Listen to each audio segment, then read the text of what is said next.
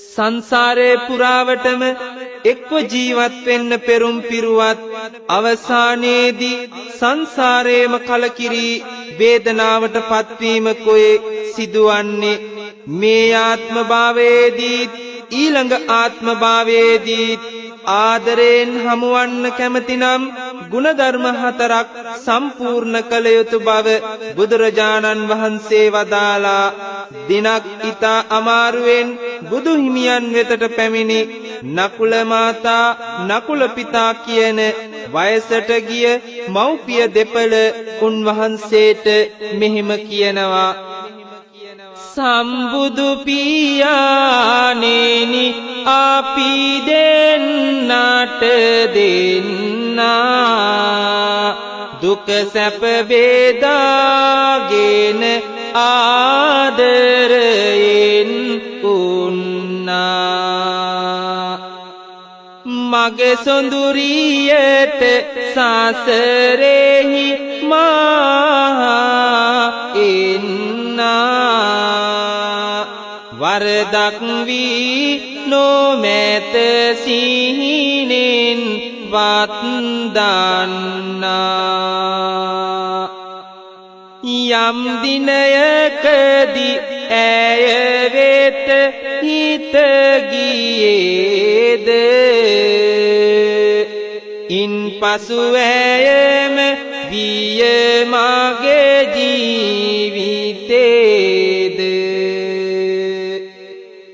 ඇය හට හොරෙන් කිසිවරදක් කළේද සිහිනෙන්වත් නොමැත ගත ගැන කෙසේද නකුල පිතා එසේ කියද්දී නකුල මාතාවත් තම හිමි ගැන යමක් කියනවා බුදු හිමියනි මාමත් පෙර යම් දවසකදී බැඳුනානම් පෙමින් මෝහා මොහොතකදී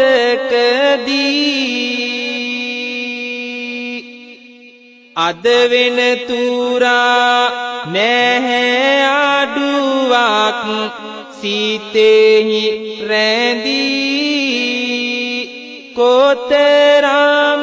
ගුණ කිවත් එය මගේ සිතට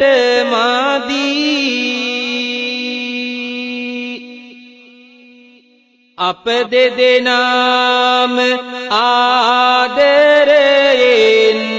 පාසු වෙනවා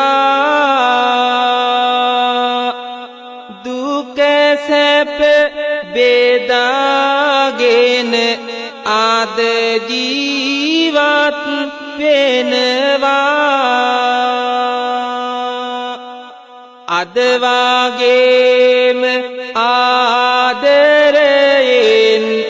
හිත තනවා මිය ගිය පසුත් පාරලොවදිත්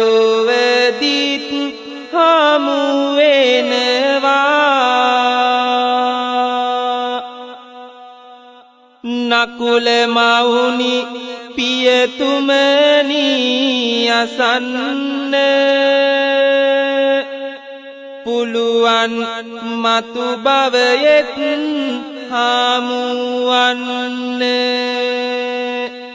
ඕනෑ මේ ගුණ දහම් පුරන්න මේ ලෙස විය බුදු